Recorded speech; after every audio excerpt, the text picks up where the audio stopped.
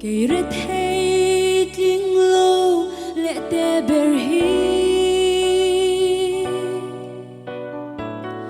har sat na tin reng ten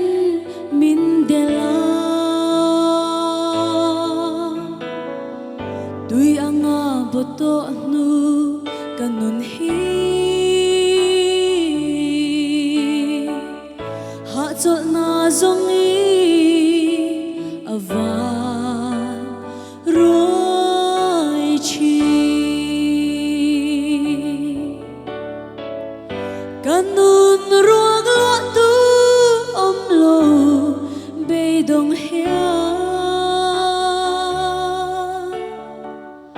bo pila phat san che azwam nem le lal pa min khong ai min lua khat la kanun hian angai em che lal pa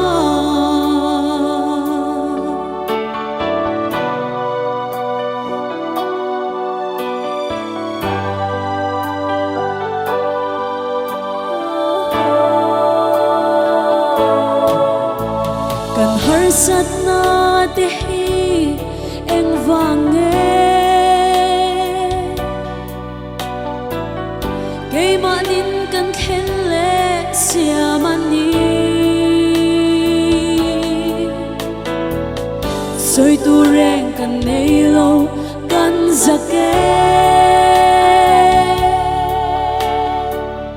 kan mai hupi kan hui ngam lo ve kanun ruang lo tu om lo be dong hia bo pila phat san che azwam nem le lal pa min khong ai min lua khat la kanun hian angai em che lal pa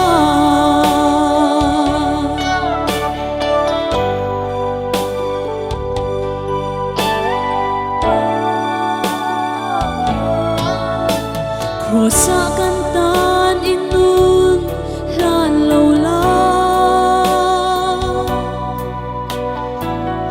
kay mi sual tan dam na a om lo ma se mo kalal pa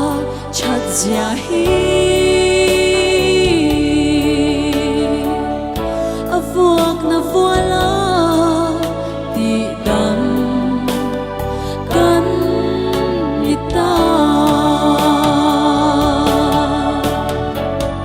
kanun ruang lo tu om lo be dong hia bo pila phat san che azwam nem le lal pa min khong ai min lua khat la kanun hian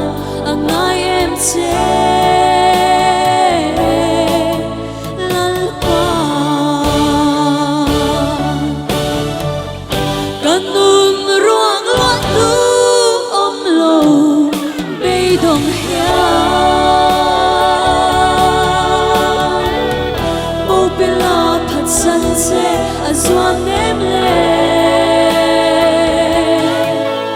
lal pa min khong ai min lua khat la kanun hian angai em che lal pa